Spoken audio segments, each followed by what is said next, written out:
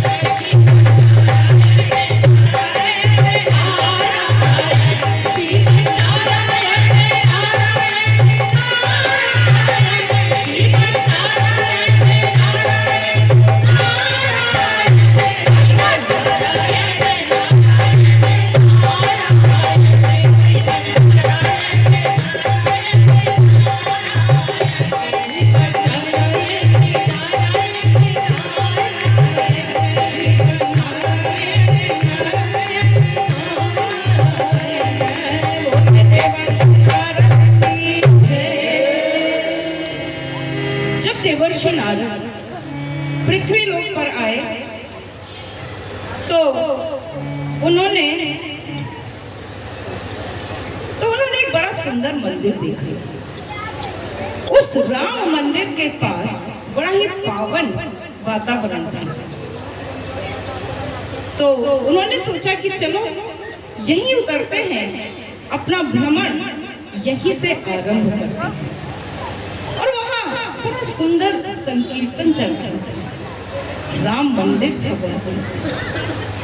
तो देवर्षि नारद भाव विभोर होकर भगवान राम का, सीता का सुंदर संकीर्तन सुनने लगे कि सीता राम जी की प्यारी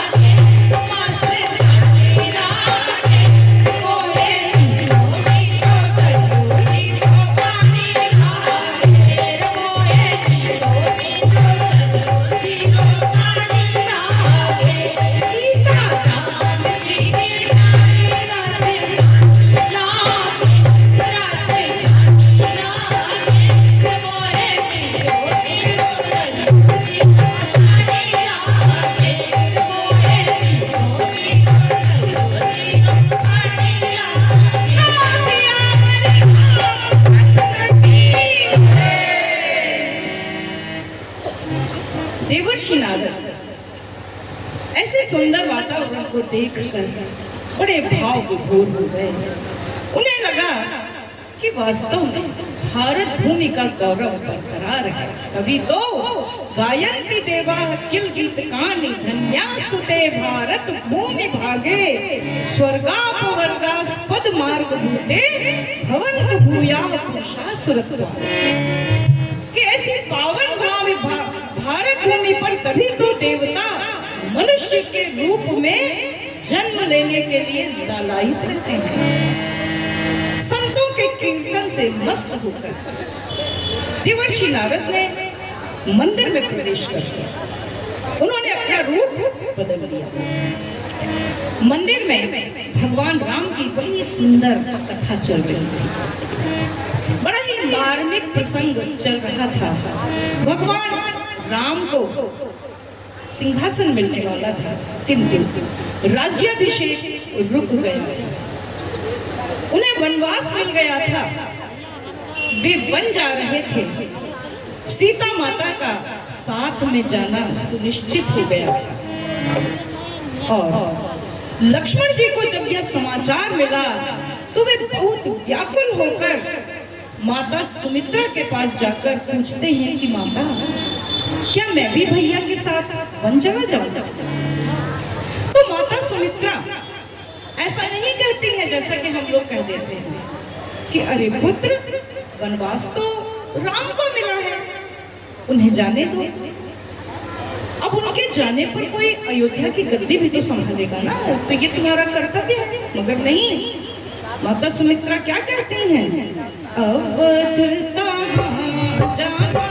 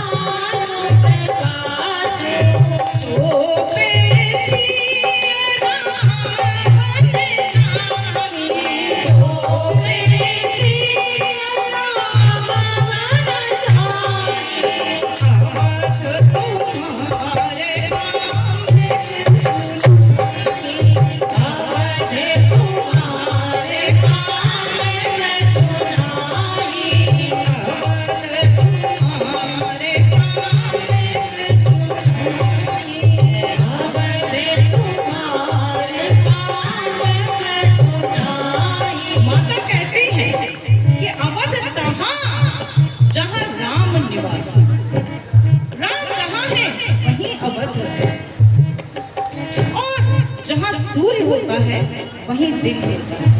अगर सीता और राम बन जाएंगे तो अवध में तुम्हारा कोई काम नहीं है।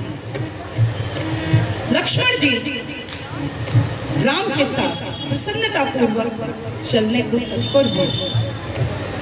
मार्मिक कथा चल रही थी, भक्त भाव विभोर हो रहे थे, अपने बहते हुए अश्रुओं को पोंछ रहे थे। देवर्षि नारद के बगल में बैठा हुआ एक व्यक्ति सिर हिला हिला कर भाव विभोर होकर बार बार जय जयकार करता हुआ कथा सुन रहा था, लेकिन बीच बीच में बड़ी बेचैनी से अपनी घड़ी देख लेता। अचानक उसने अपनी घड़ी पे निगाह डाली और एकदम से खड़ा हुआ और जाने लगा।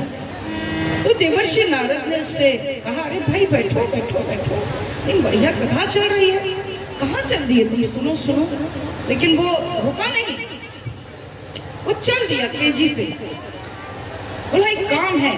तो देवर्षि ने सोचा कि लोगों की मानसिकता को समझने का ये अच्छा, चलो इसी के संग चलता हूँ। देवर्षि नारद भी उसके संग चल दिए। बोले ऐसा कौन सा काम है जो तुम ये कथा छोड़कर चल दिए? तो उसने कहा, मैं 1 साल से अखंड कथा सुन रहा हूँ और आज तो मुझे नहीं आना था, लेकिन उसी अखंडता को, उसी निरंतरता को बनाए रखने के लिए मैं आज यहाँ आया हूँ। अच्छा हाँ, एक्चुअली मेरे भाई के साथ थोड़ी सी 10 गज के आसपास जमीन है, उसका मुकदमा चल रहा है। अगर मैं जीत जाऊंगा मुझे मिल जाएगी, भाई जीत जाएगा तो भाई को मिल जाएगी। देवर्षि को बड़ा आश्चर्य हुआ। उन्होंने पूछा, वो जमीन है किसकी? कि अरे वो जमीन तो ऐसे ही है, जिसको मिल जाए बस उसकी। तो मैं बताऊं, मैंने तो उसके वकील को भी मिला लिया है अपने में, मेरी जीत तय है। अच्छा देखो, ऐसा है कि अब मुझे देर हो रही है, मैं चल रहा हूँ।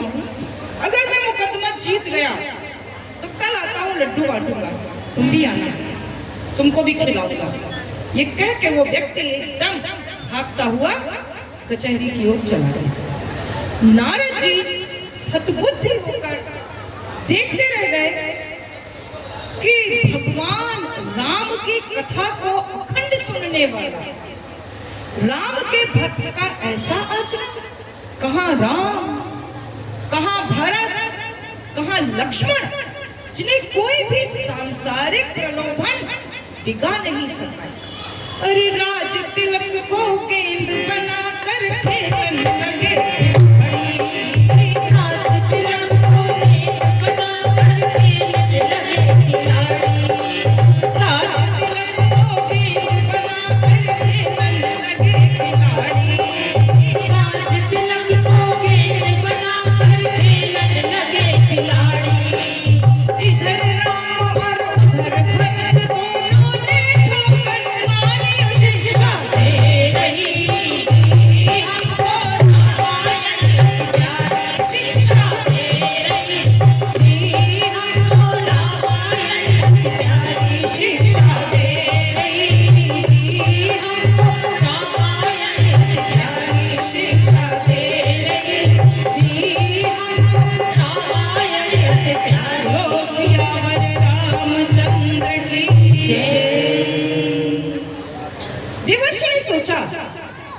सच्ची भक्ति तो अपने इष्ट के गुणों को अपने अंदर धारण करना है। यहाँ सच्ची भक्ति का स्वरूप बताया गया। केवल चंदन रोली लगा देना, लड्डू चढ़ा देना, धूप बत्ती अगरबत्ती दिखा देना ये सच्ची भक्ति नहीं है। हमारा जो इष्ट है, आराध्य है, उसने इस संसार में कुछ महान कार्य किए हैं जिन्हें हम स्तुतियों में गाते हैं, चालीसा में गाते हैं, आरती में गाते हैं। उनमें से कुछ विशेषताओं को अपने अंदर धारण करने का प्रयास, यही सच्ची भक्ति है। एक कविता लिखी थी हमने कि अगर हनुमान की भक्ति मात्र गुणगान तक सीमित, अगर हनुमान की भक्ति मात्र गुणगान तक सीमित, तो मूर्छित लक्ष्मणों को कौन अब संजीवनी देगा। रावणों ने अनेकों जान की बंदी बना डाली, पता उनका लगाकर कौन लंका भस्म कर देगा। पता उनका लगाकर कौन लंका भस्म कर देगा। बने हैं भक्त शंकर के। जब समुद्र मंथन हुआ तो विष निकला, तो जगत के कल्याण के लिए भगवान शिव ने विष पी लिया, उसे अपने कंठ में धारण कर लिया, कंठ नीला पड़ गया। लेकिन उन्होंने न अपने व्यक्तित्व को विषैला होने दिया, न इस सृष्टि को उस विष की आग से जलने दिया। और हम बने हैं भक्त शिव जी के, मगर विषपान ना जाना, दिशाएं जल रही विष से, तो पूजन व्यर्थ ही होगा। बने हैं भक्त दुर्गा के, असुर मन में घुसे बैठे, किया संहार उनका, तो पूजन व्यर्थ ही होगा। तो पूजन व्यर्थ ही होगा। कि राम के भक्त ये नहीं जानते हैं कि राम ने क्षण भर में सिंहासन का त्याग करके बलकल पहन लिए और कुछ गज जमीन का मुकदमा लड़ रहे हैं। व्यथित होकर नारद जी थोड़ा आगे बढ़े तो उन्हें एक बड़ा सा भवन दिखाई दिया। अच्छा बड़ा भवन था, खूब हरियाली भी थी, लेकिन उन्होंने देखा कि उस भवन में रहने वाले परिवार के सभी लोग वृद्ध हो गए हैं। उन्हें ताज्जुब हुआ कि परिवार में तो स्त्रियां होती हैं, युवतियां होती हैं, बच्चे होते हैं, कुछ वृद्ध होते हैं, ऐसा कैसे हो गया जिस परिवार के सारे लोग एकदम वृद्ध हो गए। तो द्वार पर एक युवक खड़ा हुआ था, उससे पूछा, भैया ये किसका मकान है। तो उस दरबार ने कहा कि यह वृद्धाश्रम है, कि यह वृद्धाश्रम है। उन्होंने कहा किस ऋषि का आश्रम? अरे वृद्धाश्रम है। तो कुछ समय पहले जब मैं इधर आया था तब तो ये वाला आश्रम नहीं था, ये कब बना? तो वो व्यक्ति बोला, अरे भाई इस समय बहुत बदल रहा है भाई, आजकल के बच्चे अपने माता पिता को घर में नहीं रख पाते हैं, वे उनको बड़ी असहाय स्थिति में छोड़ देते हैं। वे यहाँ रहते हैं, हम लोग उनकी जैसे बनती रस सेवा करते हैं। नारद जी के दुख का पारावार न रहा कि इस भारत भूमि में, इस देव भूमि में वृद्धों की ऐसी दशा कि उन्हें आश्रमों में रहकर अपने जीवन के अंतिम दिन गुजारने पड़ रहे हैं। भारत की परिवार व्यवस्था जो इस विश्व में अनुकरणीय थी, उसका क्या हुआ? केवल भारत की ही परिवार व्यवस्था इस पूरे संसार में श्रेष्ठ जानी जाती है। भारत की ही नारियां अपने त्याग और बलिदान के कारण देवी स्वरूपा मानी जाती है। एक बार तालियां बहनों के लिए। विदेशों की क्या सभ्यता है, वहां पर तो विवाह की कोई उम्र नहीं, चाहे जितनी किशोरावस्था में जो जिससे चाहे संसर्ग करे, बच्चे उत्पन्न होंगे, बच्चे अपने रहेंगे जहां उनके केंद्र हैं, और इसीलिए वहाँ मदर्स डे, फादर्स डे मनाए जाते हैं कि बच्चा मदर्स डे के दिन अपनी उस माँ को ढूंढ कर उन्हें गिफ्ट और कार्ड देता है जो कि दूसरे, तीसरे या चौथे पिता के साथ रह रही होती है। और फादर्स डे के दिन अपने उस पिता का अभिनंदन करने जाता है जो अपनी दूसरी, तीसरी, चौथी पत्नी के साथ रह रहे होते हैं। हमारे देश की परिवार व्यवस्था तो माता और पिता के त्याग और बलिदान पर टिकी हुई है।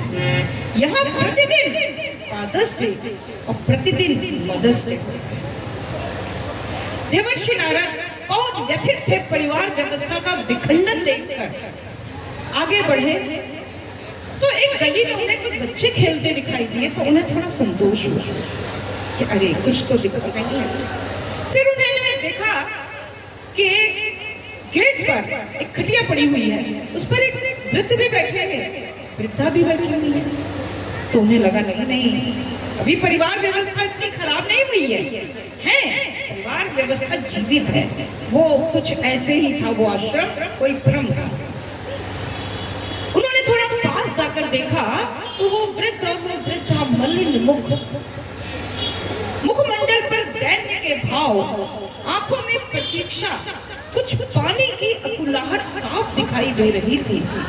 ऐसा लग रहा था कि प्रतीक्षा कर रहे कि अंदर से कोई कुछ जल लेकर आ जाए, जल दे दे, औषधि दे दे, कुछ खाने को दे दे। लेकिन ऐसा कोई संस्कार तो उनका नहीं दिख रहा था। अंदर से जो परिवार की स्त्रियों की जो आवाजें थी वो कुछ इस प्रकार से आ रही थी कि अरे कान बधिर भय, आंख धुंधर भय, कफ खांसी गहरावे। बधिर भय, आंख धुंधर भय, कफ खांसी गहरावे। पुत्र पौत्र सब कहे तो आप न तेरी आवे उपाई, कितनी है मोहरिया, जाने ना पड़े भाई, कितनी है मोहरिया, जाने ना पड़े। सतगुरु सुने ना पावरिया, दीदी हो भरी। सतगुरु सुने ना पावरिया, दीदी हो भरी। बहु सास से कहे रात दिन रोट मोट के मारे। बहु सास से कहे रात दिन रोट मोट के मारे। झाड़ू चकरा नहीं आसरा, बैठी छाती मारे। जैसी पुरानी पुकरिया, आवे ना पड़ती। जैसी पुरानी पुकरिया, आवे ना पड़ती। सतगुरु सुने ना पावरिया, दीदी हो भरी। सतगुरु सुने ना पावरिया, दीदी हो भरी। बोलिए देवर्षि नारद की जय। देवर्षि नारद दुखी हो गए, भ्रमण करते गए। कहीं उन्होंने देखा कि घरों से वृद्धों के कंकाल निकल रहे हैं, तो कहीं उन्होंने देखा कि दहेज के कारण हत्याएं हो रही हैं, अर्थी जा रही है, पीछे हथकड़ी लगाए सास ससुर भी जा रहे हैं। ऐसे मार्मिक दृश्यों को देखते देखते देवर्षि आगे बढ़ते रहे। उन्हें पृथ्वी पर कहीं भी कुछ बहुत अच्छा नहीं दिखा। चलते चलते एक कॉलोनी में पहुंचे। एक बड़े से गेट के सामने एक सुंदर चमचमाती हुई कार आकर रुकी। उसमें से पति पत्नी का एक जोड़ा निकला। उनके हाथ में गृहस्थी का बहुत सारा सामान था। देवर्षि ने सोचा चलो कहीं तो परिवार व्यवस्था दिख रही है कि लोग सुखी हैं। ताला खोला और जब दंपति ने घर में प्रवेश किया तो सूक्ष्म रूप में नारद जी भी अंदर चले गए। अंदर गए, पति ने चाय चढ़ा दी, पत्नी सब्जी काटने लगी। देवर्षि बड़े प्रसन्न हुए। कितना सौहार्दपूर्ण वातावरण है इस परिवार का। तभी अचानक एक फोन आया। तो पत्नी ने कहा माँ का फोन है। इस सुनते ही पति का मुंह अजीब सा बन गया। उसने कहा स्पीकर पर लगा दो। पत्नी ने स्पीकर पर फोन लगाया तो उधर से आवाज आई कि और बिटिया कैसी है, ठीक हो माँ, कब आ रही है? अरे माँ अभी कहाँ फुर्सत, इतना काम इतना काम इतना काम, मरने की भी फुर्सत नहीं है माँ, मैं अभी नहीं आ सकती। बेटा छुट्टी मिले तो तू 4 दिन के लिए घर आ जा। नहीं माँ अभी नहीं आ सकती ना, मैंने बताया। बेटा लड़के वाले आए हैं शहर में, तुझे दिखा दो, रिश्ता तय हो जाए, हमारा उत्तरदायित्व पूरा हो जाए, हम भी चैन से मर सकें। तेरा विवाह ना हुआ तो हम चैन से नहीं मर पाएंगे। नारद जी इसके आगे कुछ सुन नहीं सके, उनको कुछ समझ में नहीं आया कि इस फोन का और इस दृश्य का क्या संबंध है। वो बहुत हड़बड़ाए और बाहर को आ गए। तो उस कॉलोनी के एक गेट पर एक दरबान खड़ा था। उन्होंने उससे पूछा कि भैया ये जो जहाँ लाइट चल रही है इस घर में कौन रहता है? तो बोला एक लड़का एक लड़की रहती है। कि वो पति पत्नी नहीं है? कि नहीं नहीं नहीं पति पत्नी नहीं है वो। अच्छा तो फिर वो मतलब कैसे रहते हैं? लिव इन रिलेशनशिप में रहते हैं। ये कौन सी रिलेशनशिप है? उनको नहीं पता है। आजकल लड़के लड़कियां शादी वादी नहीं करना चाहते, पढ़ते हैं लिखते हैं, माँ बाप का पैसा खर्च करवा के अपने शहर से बाहर जाके पढ़ते हैं लिखते हैं, नौकरी ढूंढ लेते हैं, फिर अपना मनचाहा साथी ढूंढ लेते हैं, उसके साथ पति पत्नी की तरह रहते हैं। और अगर बच्चे पैदा होते हैं तो फिर उनकी क्या सामाजिक सुरक्षा? उस गार्ड ने कहा अरे बच्चे पैदा ही नहीं करते हैं पहली बार, इस 100 में 1000 में 1 हुआ तो सरकार ने भी कानूनी मान्यता दे दी है। पैतृक संपत्ति में बच्चे को हक नहीं है, लेकिन पिता की संपत्ति का वो मालिक है, लेकिन ये लोग बच्चे ही नहीं पैदा करते। लेकिन इस जोड़े का भविष्य क्या है? कुछ भविष्य नहीं। जब तक मन आए साथ रहो, न मन आए छोड़ दो। फिर क्या होता है? अरे देखो उधर देखो, जो तुम देख रहे हो उसने दूर एक उंगली दिखाई, बोलो भाई सब चल रहा है, देख रहे हो? नारद जी ने कहा हाँ तो बहुत बढ़िया संगीत और उत्सव चल रहा है, खाना पीना है, वहाँ ब्रेकअप पार्टी चल रही है। ये ब्रेकअप पार्टी क्या होती है? कि जब इन लोगों के संबंध टूटते हैं तो लोग ब्रेकअप पार्टी देते हैं। नारद जी ने कहा क्या विचित्र बात है, कुछ समझ में ही नहीं आ रहा। अगर दोस्ती टूटी तो ब्रेकअप पार्टी देने की क्या जरूरत है? रे भाई आदमी नाराज होता है एक दूसरे से, अपना अपना रास्ता लेता है। अरे नहीं, अगर ब्रेकअप पार्टी नहीं हुई तो दुनिया को पता कैसे चलेगा कि अब सिंगल हो गए? जब सबको पता चलेगा कि सिंगल हो गए तभी तो प्रपोजल आएगा।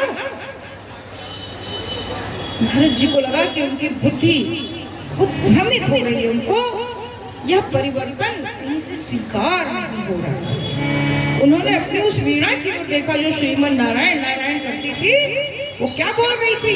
अरे कैसे कंफ्यूजन में भैया कौन कहाँ से आए, कैसे कंफ्यूजन में भैया कौन कहाँ से आए। लिव इन रिलेशन में रहते, लिव इन रिलेशन में रहते, प्यार मेरा भाई बंधन 7 दिनों का है, बंधन 7 दिनों का है। ये वो बंधन नहीं है जो 7 जन्मों तक निभाया जाता है। ये बंधन 7 दिनों का है, कच्ची डोरी है। और क्या होता है कि सुंदर आयोजन था उत्सव और संगीत, सुंदर आयोजन था उत्सव गीत और संगीत। पता चला यह ब्रेकअप पार्टी, पता चला यह ब्रेकअप पार्टी बदल गए तकदीर साथी के गया, दुनिया भर तेरी साथी के गया, दुनिया भर तेरी सतगुरु तेरे नाम का बरिया तेरे ऊपर, सतगुरु तेरे नाम का बरिया तेरे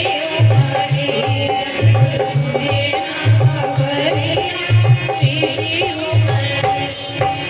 नारद जी बहुत दुखी होकर आगे को बढ़े।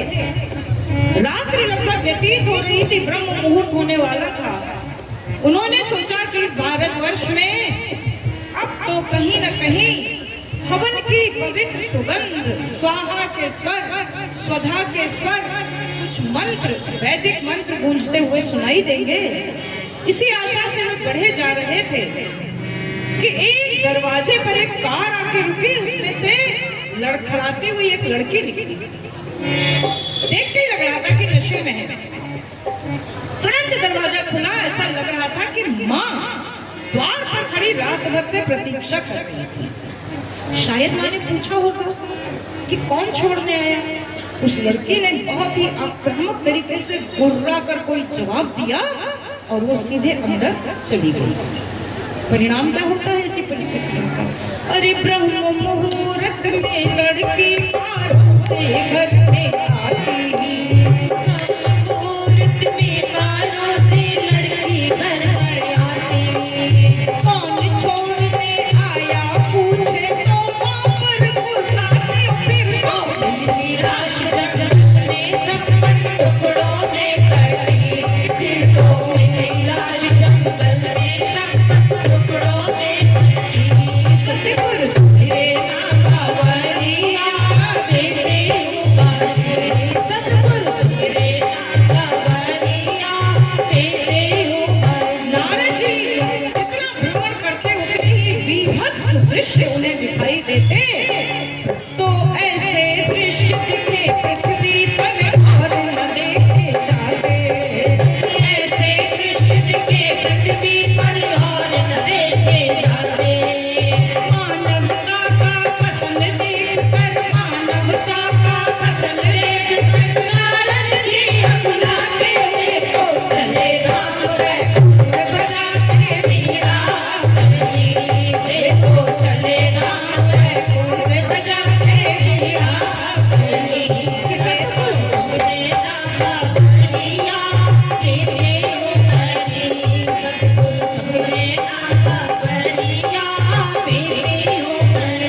परिवार व्यवस्था ऐसा विखंडन देखकर नारद जी को याद आया, क्या ये वही भारतवर्ष है जहाँ ध्रुव हुए, प्रहलाद हुए, श्रवण कुमार हुए?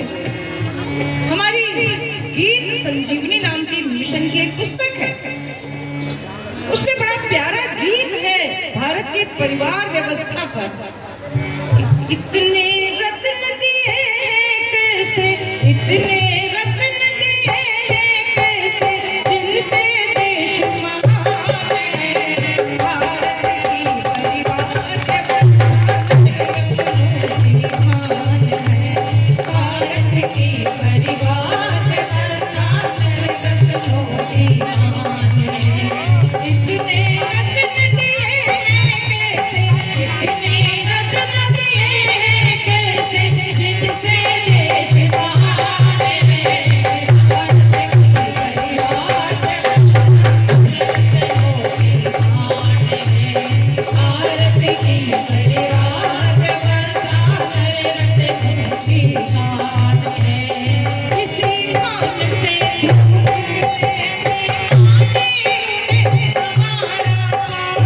इसी कान से दो निकले थे माने उन्हें सवारा था।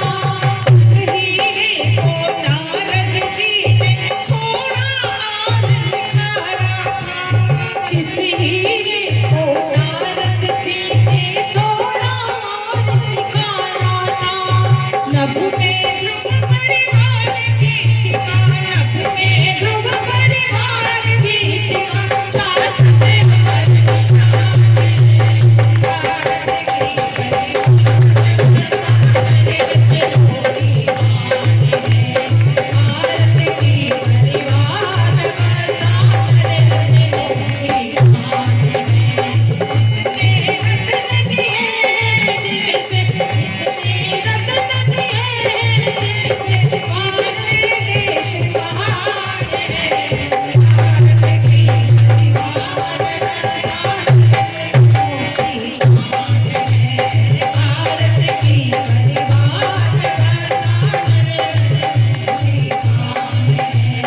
भारत की परिवार व्यवस्था नरेंद्र मोदी। बोलिए भारत माता की जय। ऐसे दृश्यों को देख नारद जी विचलित होकर वैकुंठ धाम पहुंचते हैं। प्रज्ञा पुराण के 11वें श्लोक में परम पूज्य गुरुदेव लिखते हैं, विप्रच्छां च समाधातुं वैकुंठं नारदो गतः नत्वा अभ्यर्च्य च देवेशं देवेनापि पूजितः। ढेरों समस्याएं पृथ्वी लोक की देखकर इनका समाधान पूछने के लिए देवर्षि नारद वैकुंठ गए। वहां उन्होंने जाकर भगवान विष्णु को प्रणाम किया और भगवान विष्णु ने भी उनका सत्कार किया, उनका अर्चन किया और कुशल क्षेम के उपरांत उनमें चर्चा आरंभ हुई। भगवान विष्णु ने कहा, आओ देवर्षि आओ, आज बहुत दिनों बाद आना हुआ, कहाँ से आ रहे हो? भगवान, मैं पृथ्वी लोक का भ्रमण करके आ रहा हूँ। अच्छा देवर्षि, क्या हाल है पृथ्वी लोक का? पिछली बार तुम गए थे तो तुमने बताया था कि पृथ्वी लोक ने बड़ी प्रगति कर दी है। कैसी चल रही है उनकी प्रगति? नारद ने कहा, प्रगति की न पूछिए भगवान, आज की दुनिया विचित्र नवीन, आज की दुनिया विचित्र नवीन और प्रकृति पर सर्वत्र है विजयी पुरुष आसीन। है पते नर के करों में वारी विद्युत भाप और मुख पर चढ़ता उतरता है पवन का ताप। है नहीं बाकी कहीं व्यवधान और लाग सकता नर सलिल तेरी सिंधु एक समान। शीश पर आदेश कर अवधान, प्रकृति के सब तत्व करते हैं मनुष्य के काम। मानते हैं हुक्म मानव का महावनेश और अंबर ग्रहण करता शब्द कौन समझे।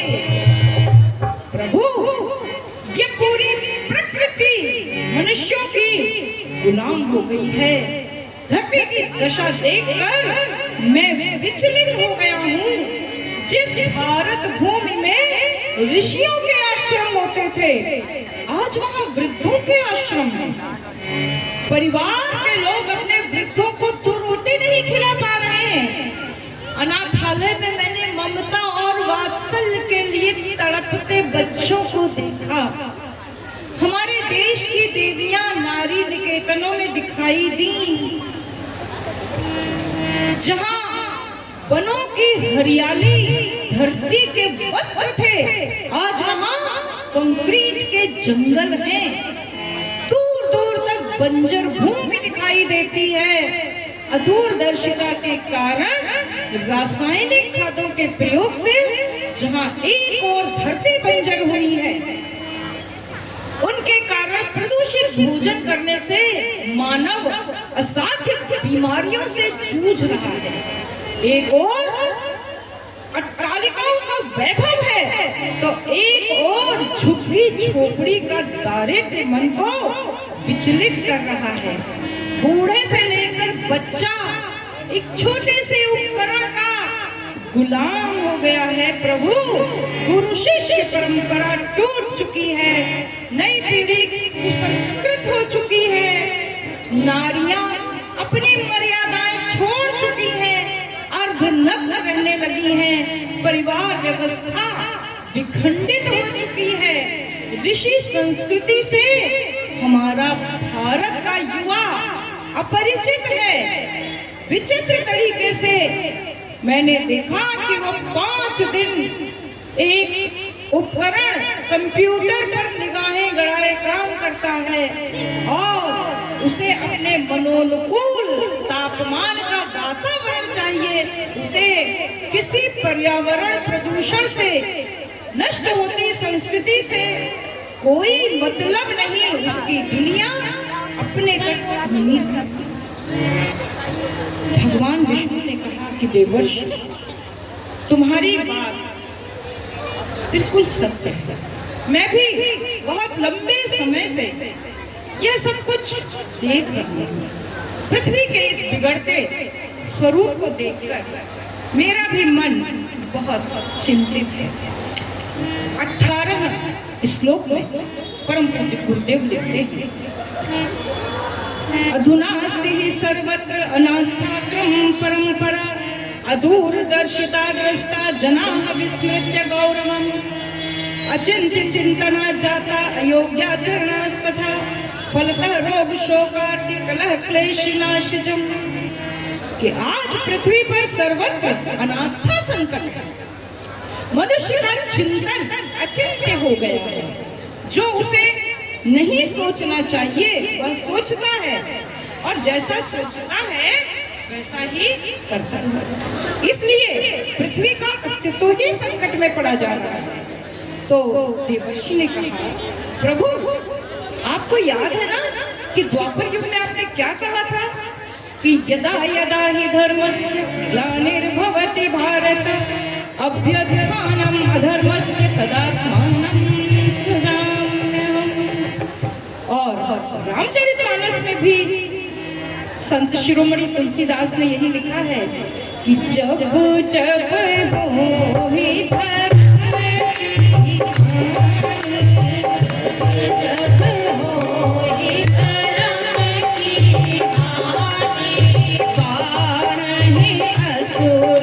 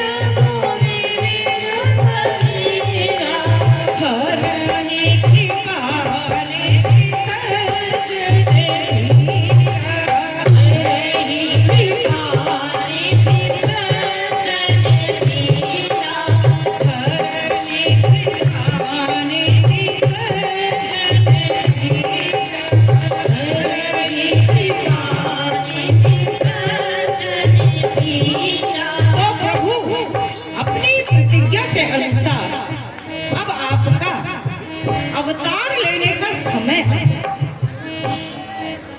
भगवान विष्णु ने कहा, देवर्षि तुम सत्य कहते हो, तो प्रभु बताइए अब आप किस रूप में अवतार लेंगे, कहाँ अवतार लेंगे?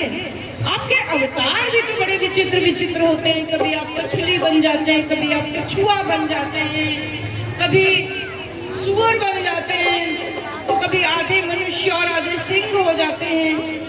अजीब अजीब अवतार लेते हैं। अब आप किस रूप में अवतार लेने जा रहे हैं? तो भगवान विष्णु ने मुस्कुरा कर कहा, देवर्षि तुम सत्य कहते हो, किंतु जैसी बीमारी वैसी औषधि। मेरे अवतार सदैव युग की समस्याओं के अनुरूप होते रहे। जब पृथ्वी पर जल प्रलय थी और पूरी सृष्टि का अस्तित्व संकट में था, तब मैंने मत्स्य अवतार दिया, क्योंकि जल में मछली का ही अस्तित्व सर्वाधिक अच्छे ढंग से रह सकता है, सुरक्षित रह सकता है। तो मैंने मत्स्य अवतार लिया और उस मत्स्यावतार में मैंने प्राणियों के, सप्त ऋषियों के सूक्ष्म शरीर, औषधियों के बीज और वेदों को संग्रहित करके सुरक्षित पहुंचा दिया। इसके पश्चात जब इंद्र को दिए गए दुर्वासा के श्राप के फलस्वरूप समस्त लोकों के वैभव का नाश हो गया, तब समुद्र मंथन की आवश्यकता हुई। तब मैंने कूर्मा अवतार लिया, कछुए के रूप में अवतार लिया और मेरी पीठ पर मंदराचल पर्वत को रखकर वासुकी नाग की रस्सी बनाकर समुद्र मंथन हुआ। अब तुम बताओ, उस समय यदि मैं एक मनुष्य के रूप में अवतार लेता तो मैं धरती को जल प्रलय से कैसे बचाता, और समुद्र मंथन के समय में किसी सुंदर रूप में अवतार ले लेता तो क्या समुद्र मंथन संभव था? देवर्षि ने कहा, प्रभु आपकी लीलाएं बड़ी सुंदर हैं, समझ में आती हैं, थोड़ी देर में समझ में आती हैं। इसके पश्चात जब हिरण्याक्ष ने धरती को समुद्र में छिपा दिया, तब शक्तिशाली वाराह ही अपने थूथन से धरती को बाहर ला सकता था। तो मैंने वाराह अवतार लिया और अपने भाई हिरण्याक्ष की मृत्यु का बदला लेने के लिए जब हिरण्यकश्यपु ने विचित्र विचित्र शर्तों के साथ वरदान दे लिए, तब मैंने नृसिंह अवतार लिया ताकि मैं उसकी समस्त शर्तों को काटते हुए उसका वध कर सकूं। इसी तरह हमेशा युग की समस्याओं के अनुरूप मैंने अवतार लिए। मैंने राम का अवतार लिया मर्यादा की रक्षा के लिए, अनेक अवतारों में मैंने कृष्ण का अवतार लिया धर्म की रक्षा के लिए। हाँ प्रभु, आपके ये अवतार तो बड़े सुंदर है, बहुत सुंदर है। आज भी पूरी धरती पर आपके नाम का गुणगान तो हो रहा है। भले ही भक्त आपके चरण चिन्हों पर न चले, लेकिन आपके नाम का गुणगान तो हो रहा है। ये बताइए अब आप किस रूप में अवतार हैं? तो भगवान विष्णु ने कहा कि देखिए इस समय जो धरती की समस्या है बड़ी विचित्र है। जब असुर स्थूल रूप में था तब मैंने स्थूल अवतार लिया। जब असुर रावण के रूप में था तो मैंने राम के रूप में अवतार लेकर उसका वध किया। कंस के रूप में था तो मैंने कृष्ण के रूप में अवतार लेकर उसका वध किया। लेकिन देवर्षि तुम ये बताओ, तुम पूरी धरती का भ्रमण करके आए हो, किसी एक असुर का नाम बता सकते हो? तुमने धरती की इतनी बुरी दशा बताई, लेकिन क्या कोई एक असुर देखा तुमने? कि नहीं प्रभु, असुर तो कहीं नहीं दिखे। चारों ओर बड़े सुंदर सुंदर मनुष्य, सुंदर सुंदर वस्त्र, महकते हुए वस्त्र, चमचमाती हुई कारें, बड़ी मीठी वाणी, लेकिन भ्रष्टाचार और दुर्दशा चारों ओर दिखाई दे रही है। पता है देवर्षि ऐसा क्यों? क्योंकि आज का मन असुर वैचारिक चिंतन के रूप में मनुष्य के मन में घुसा हुआ है। तो अब क्या होगा प्रभु? मनुष्य के मन में घुसे हुए असुर को आप किस तरह बाहर निकालेंगे?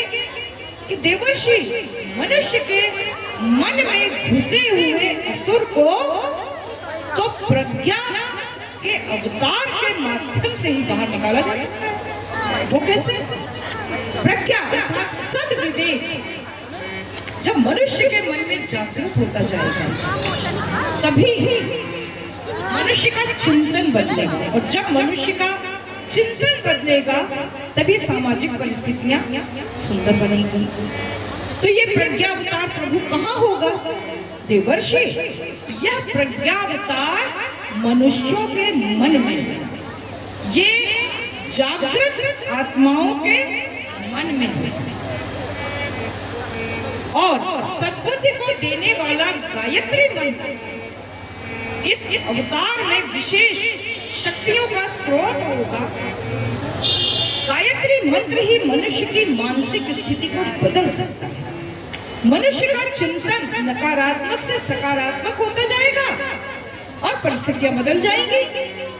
इसीलिए कहा गया कि गायत्री के महामंत्र से जीवन के सब पाप हरो, सुंदर सुखी बनेगा जीवन, गायत्री का जाप। तो गायत्री मंत्र जो सूर्य की उपासना का मंत्र है। कपड़े गीले हो जाएं, सीलन आए, बदबू आए, मेवे खराब हो जाएं, अनाज खराब हो जाए, तो धूप में डाल देते हैं। कोई भी कहीं भी कुछ विकार आ जाए, धूप में डाल देते हैं। बुरी से बुरी गंदगी कड़ी धूप में सूख कर पंचतत्वों में विलीन हो जाती है, शुद्धि हो जाती है। लेकिन मनुष्य के मन के जो विकार होते हैं वो धूप में बैठने से ठीक नहीं होते। उसके लिए सविता की सूक्ष्म शक्ति का आहरण करना होगा, खींचना होगा। ये शक्ति गायत्री मंत्र के माध्यम से सविता से प्राप्त की जा सकती है। आइए सुनते हैं गायत्री के महामंत्र से।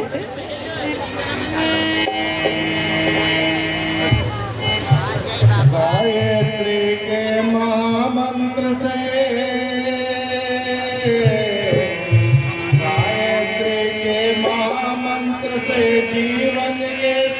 पाप रो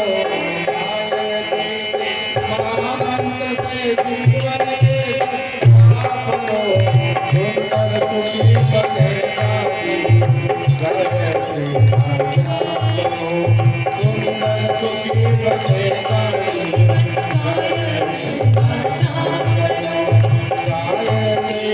महामंत्र से जीवन के सब पाप रो जीवन के सब पाप रो सुंदर सुखी बनेगा जय श्री राम सुंदर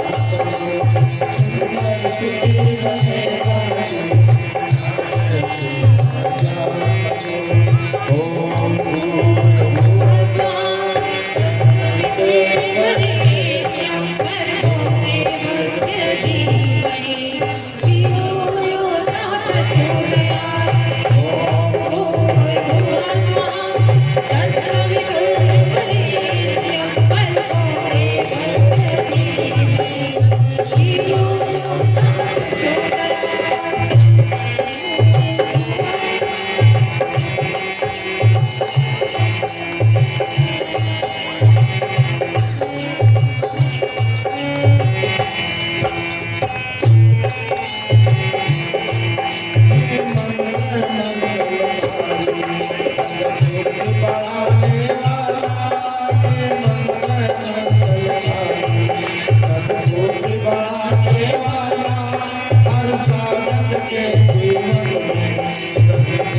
जगाने वाला हर साधन के जीवन बुद्धि बढ़ाने वाला हर कष्ट मिटाने वाला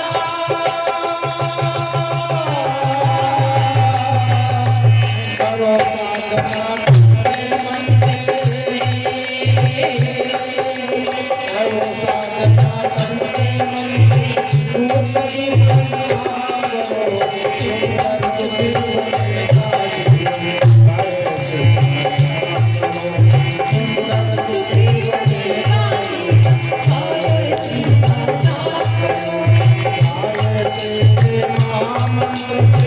जीवन के सब पाप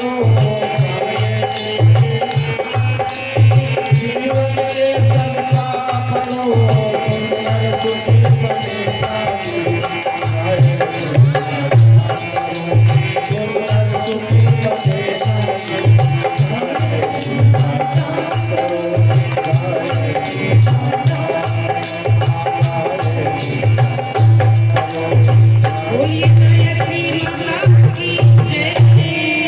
देवर्षि नारद ने पुनः पूछा कि प्रभु ये आपका जो अवतार होगा प्रज्ञावतार का, इसमें आपका स्वरूप कैसा होगा?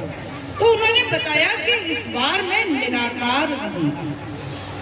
श्लोक 31 में गुरुदेव लिखते हैं कि निराकारत्व हेतोश्च प्रेरणां कर्तुमीश्वर शरीर निश्चित गृह्णामि गति संचालने ततः। कि हे देवर्षि, इस अवतार में मैं निराकार रहूंगा और निराकार होने के कारण मैं प्रेरणा ही भर सकता हूँ और गतिविधियों के लिए शरीरधारियों का आश्रय लूंगा। कितनी बड़ी बात कि परम पूज्य गुरुदेव क्या कहते हैं कि शरीरधारियों का आश्रय लेना होगा। तो ये जो पीत वस्त्रधारी जो शरीरधारी यहाँ दिखाई दे रहे हैं, ये सभी शरीरधारी इस प्रज्ञा के माध्यम कि गुरुदेव को जो काम करना है, महाकाल को जो काम करना है, भगवान विष्णु को इस सृष्टि की सुरक्षा का जो काम करना है, वह काम उन्हें किसके माध्यम से करना है? वो काम उन्हें करना है मनुष्यों के माध्यम से। उन्होंने मनुष्यों को माध्यम बनाया, जागृत आत्माओं को माध्यम बनाया। और जिस प्रकार चुंबक के संपर्क में लोहा आता है, चुंबक बनता चला जाता है, उसी प्रकार इस अवतार का विस्तार हो रहा है, मत्स्यावतार हो रहा है।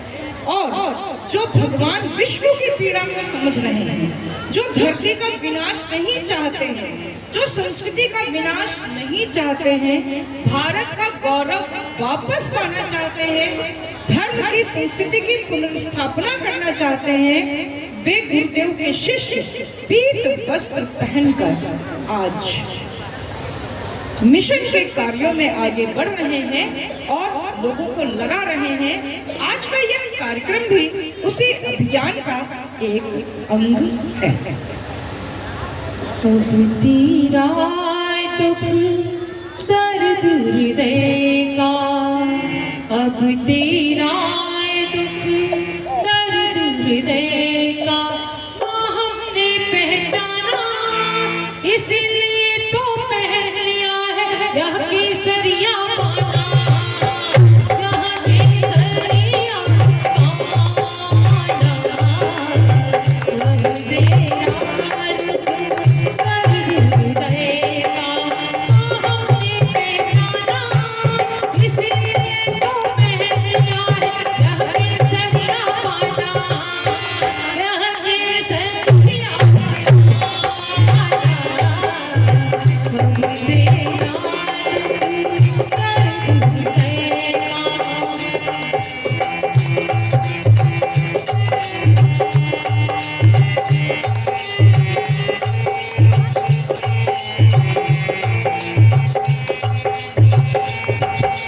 बहती है अपने देश में उग्रवाद की धारा, लगता जैसे लगातार पर है अस्तित्व हमारा। बहती है देश देश में उग्रवाद की धारा, लगता जैसे लगातार पर है अस्तित्व हमारा।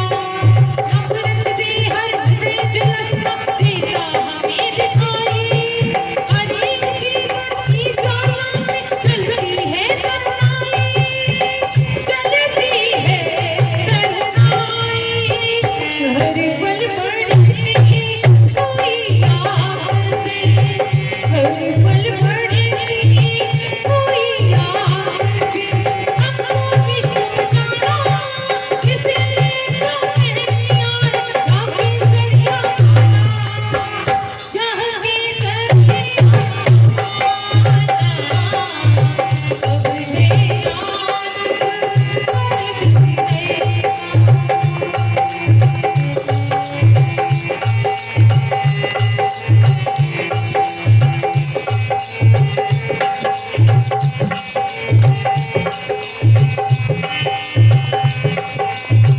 अब तेरा और प्राप्ति प्रेरणा देगा, इसमें सारा विश्व नई युक्ति दे देगा। और प्राप्ति प्रेरणा देगा, इसमें सारा विश्व नई युक्ति दे देगा। दुर्भावों से यही मनुष्य रक्षक ढाल बनेगा, अंधियारे में यही जगत में हुई मशाल बनेगा।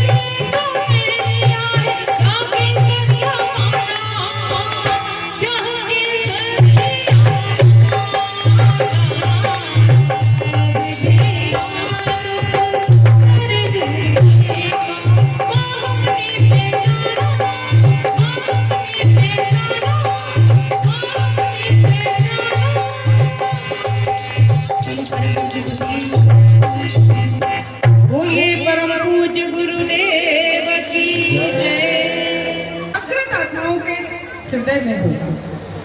और इसी प्रज्ञा परहित सरिस धर नहीं पाई, परहित सरिस धरा नहीं आई, पर पीरा सम नहीं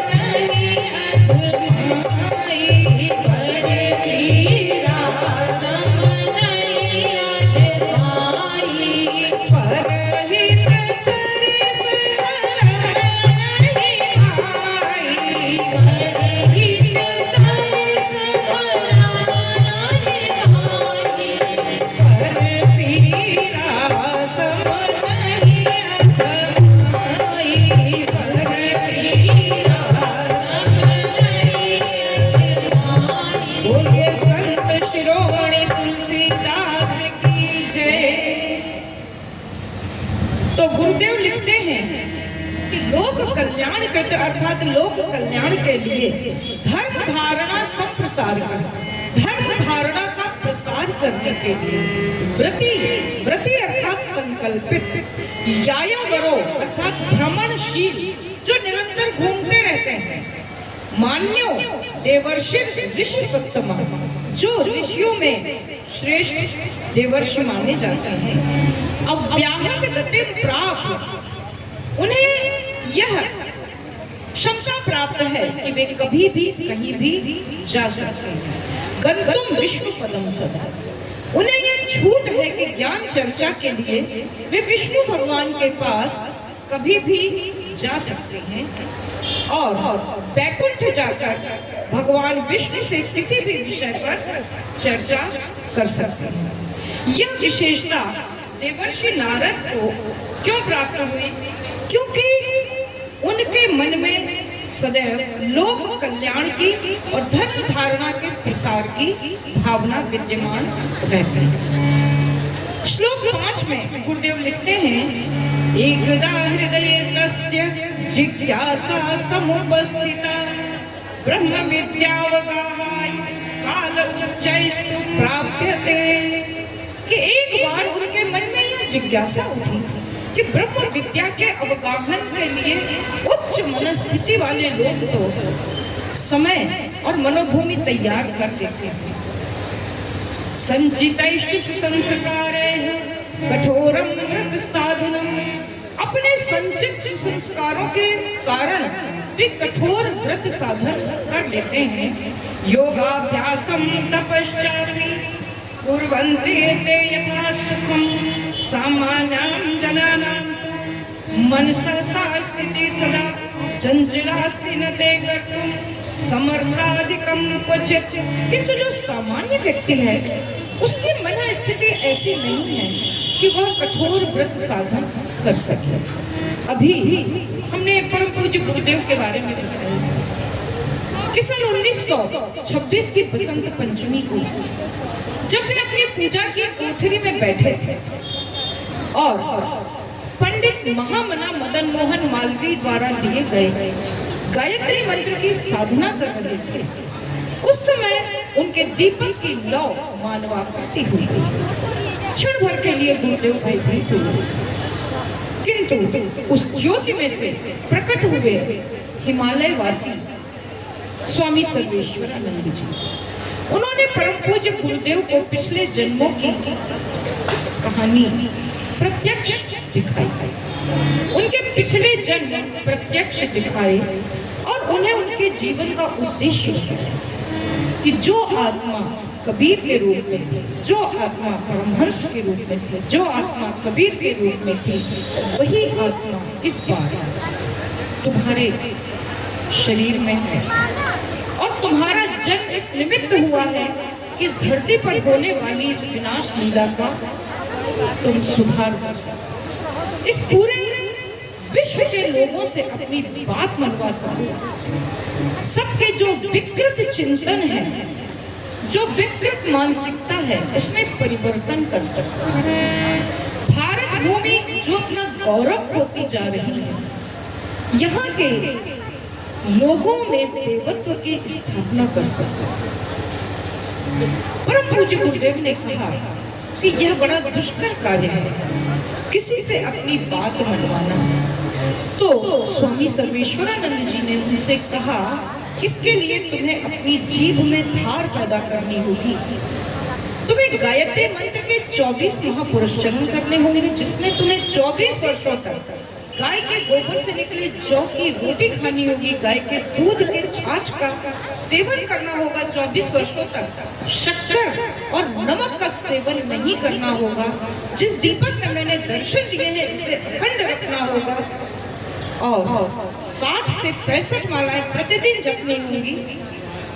इसके अतिरिक्त हिमालय पर आकर मेरे निर्देशानुसार साधनाएं करनी होंगी और बीच में कुछ समय स्वतंत्रता संग्राम में भी भागीदारी करनी होगी। परम पूज्य गुरुदेव ने अपने गुरु के निर्देशों का अक्षरशः पालन किया। प्रज्ञा पुराण का यह श्लोक यही बताता है कि संचितैश्च सुसंस्कारैः कठोरं व्रत साधनम्। परम पूज्य गुरुदेव ने जो कठोर तपश्चर्या की, ये संचित सुसंस्कारों के माध्यम से की। एक जन्म में तो वे परमहंस के रूप में काली की साधना करते हैं, एक जन्म में वे धर्म में आए हुए पाखंडों का खंडन करते हैं और एक जन्म में वे शिवाजी के गुरु बने और राष्ट्र की रक्षा के लिए अपने कर्तव्य का निर्वाह किया। किंतु सामान्य लोग इतना कठोर व्रत साधन नहीं कर सकते हैं। तो देवर्षि नारद ने सोचा कि क्यों ना भगवान विष्णु के पास चलते हैं और उनसे पूछते हैं कि परिस्थितियां बहुत बदल चुकी हैं, तो इन बदलती परिस्थितियों में मनुष्य क्या करे कि उसका कल्याण सुनिश्चित हो सके। यह सोचकर नारद जी ने भगवान विष्णु से मिलने का मन बनाया। किंतु उनके मन में विचार आया कि अगर हम पृथ्वी वासियों की समस्याओं का समाधान पूछने भगवान के पास जा रहे हैं, तो क्यों ना पृथ्वी लोक का भ्रमण कर ले। पहले हम पृथ्वी लोक की समस्याएं देख लें और फिर भगवान विष्णु से उन समस्याओं पर चर्चा करेंगे। जैसे हम लोग जब अपने बॉस के पास जाते हैं या कहीं शिकायत लेकर जाते हैं उच्च अधिकारियों के पास, तो एक बार फिर से अवलोकन करते हैं कि जिस विषय की हम वार्ता करने जा रहे हैं उसकी नई नवीनतम स्थिति क्या है, ताकि कहीं हम ऐसा न हो कि फंस जाए, वो समस्या तो सुधर चुकी हो और हम व्यर्थ में ही वहां पहुंच जाए। तो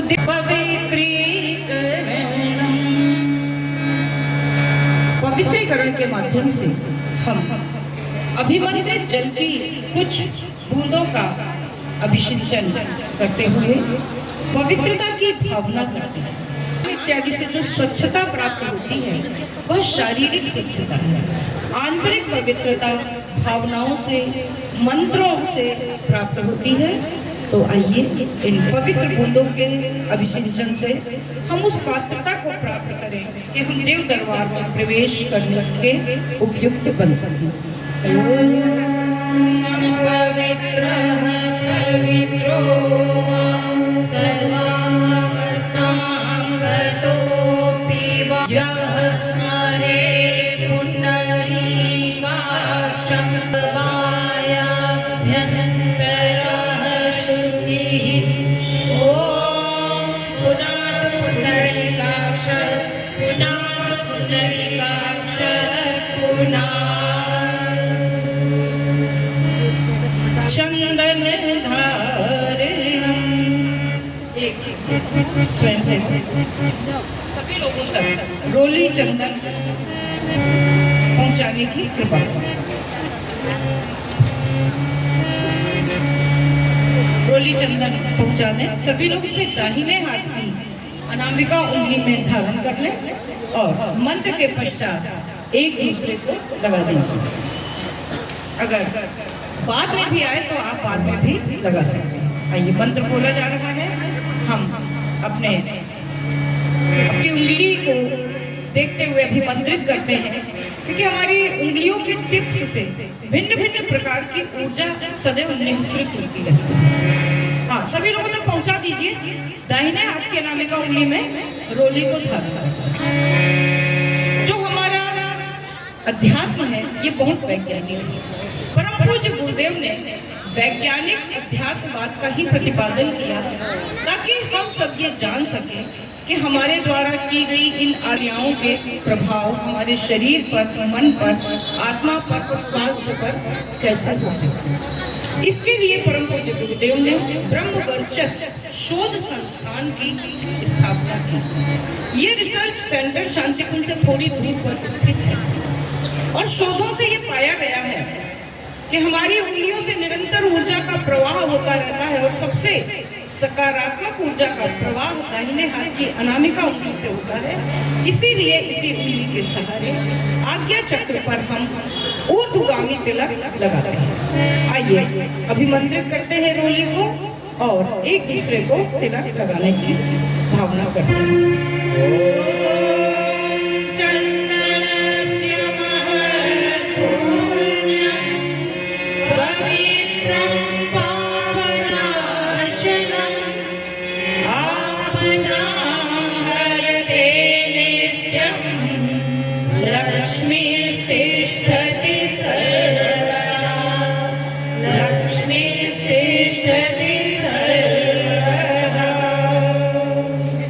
रक्षा सूत्रम।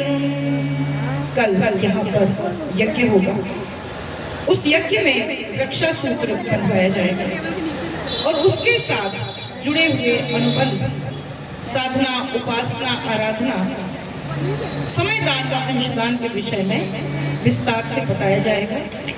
आज हम भावनात्मक रक्षा सूत्र धारण करते हैं, अर्थात जिस हाथ में रक्षा सूत्र धारण करते हैं उसे दूसरे हाथ से पकड़ लेंगे और यह संकल्प लेंगे कि हम अपने जीवन को साधनामय बनाएंगे, अर्थात गायत्री जप साधना, गायत्री मंत्र लेखन साधना, स्वाद व्रत साधना, मौन साधना इत्यादि इत्यादि साधनाओं में अपने आप को निरत रखेंगे।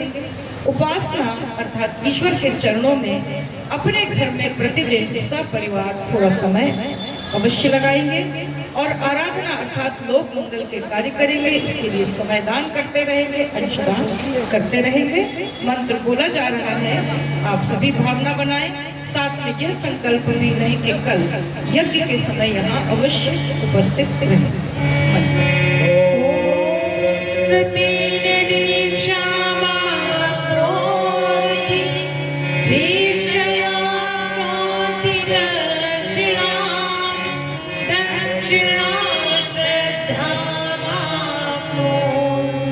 श्रद्धया सत्यमाप्यते,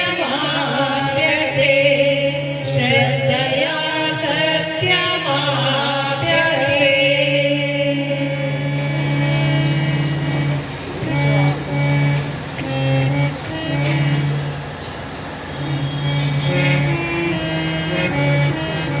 हम सभी का सौभाग्य है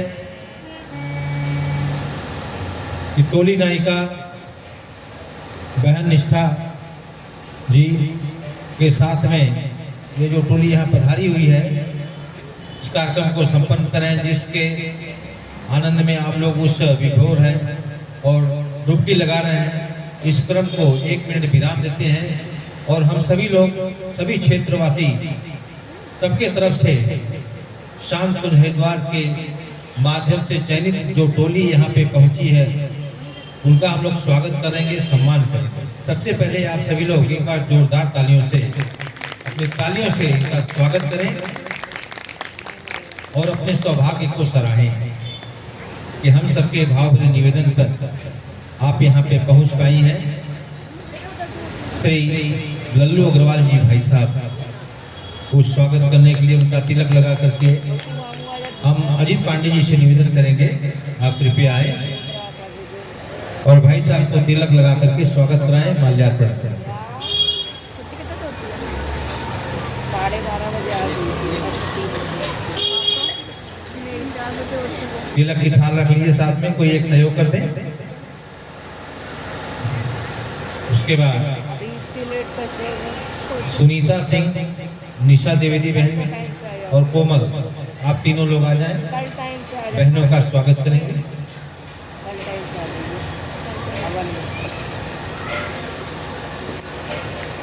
चलो कोमल आगे बढ़ो। ओम मंगलम भगवान विष्णु मंगलम गरुड़ध्वजः मंगलम पुंडरीकाक्षो मंगलाय तनो हरिः।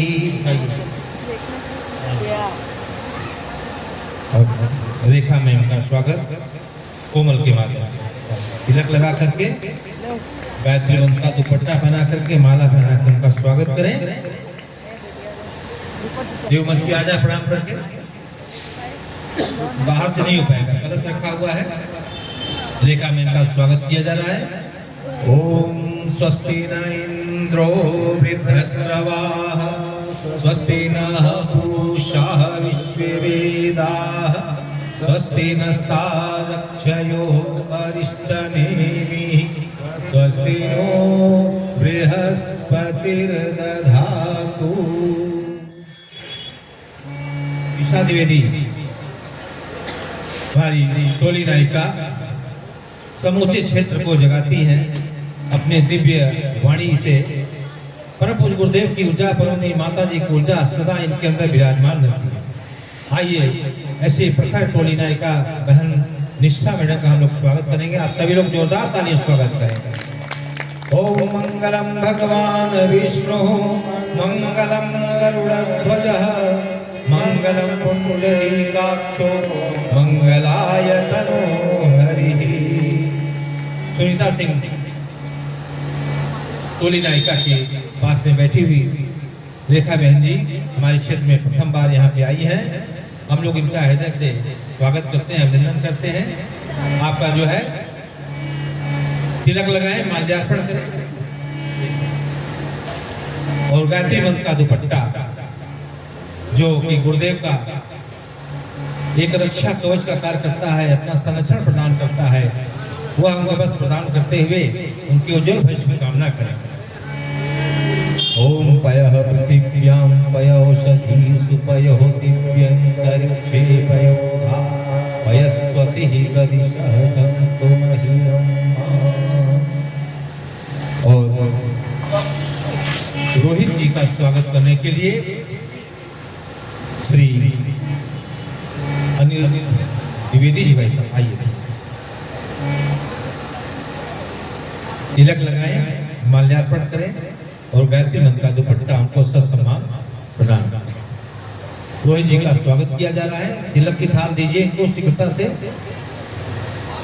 आप सभी लोग जब ये सब क्रम चल रहा है तालियां बजाते रहिए, रुकिए नहीं। बोले यज्ञ भगवान की, वेद माता गायत्री की। ओम स्वस्ति न इंद्रो वृद्धश्रवाः स्वस्ति नः पूषा विश्ववेदाः स्वस्ति नस्तारक्षयो अरिष्टनेमिः स्वस्ति नो बृहस्पतिर्दधातु। बोलिए कि भगवान की जय।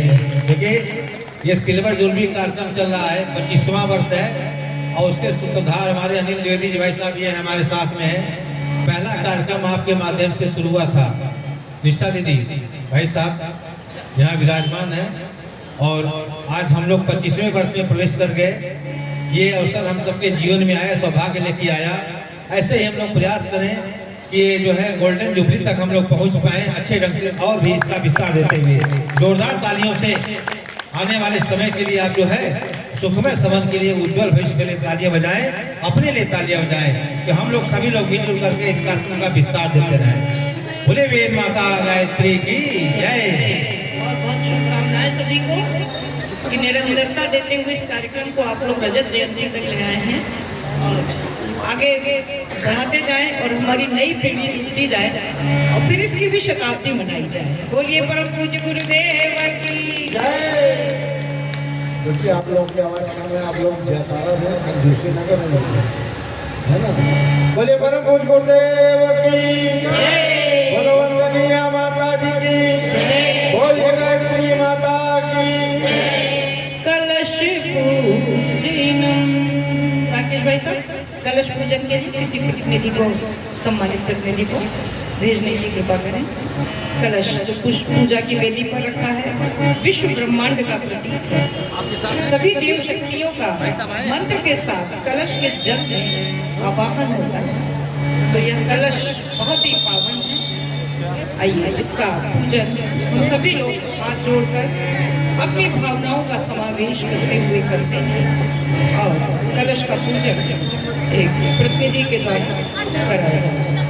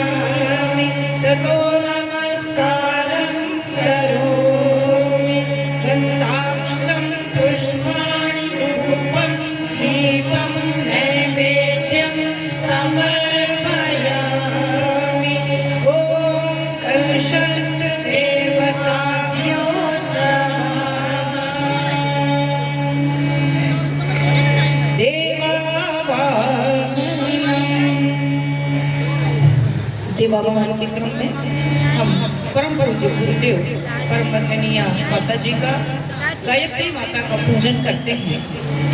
परम पूज्य गुरुदेव जिन्होंने गायत्री मंत्र के 24 महापुरुष चरण किए, अपने वजन से ज्यादा साहित्य सृजा और उसी साहित्य के क्रम में इस प्रज्ञा पुराण का सृजन किया।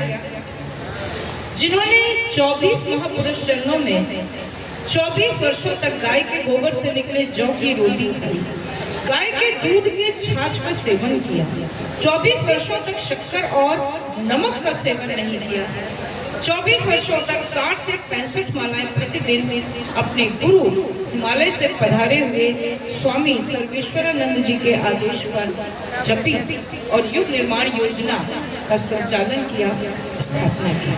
ऐसे गुरु को तपोनिष्ठ को प्रणाम करते हुए उनका आह्वान करते हैं।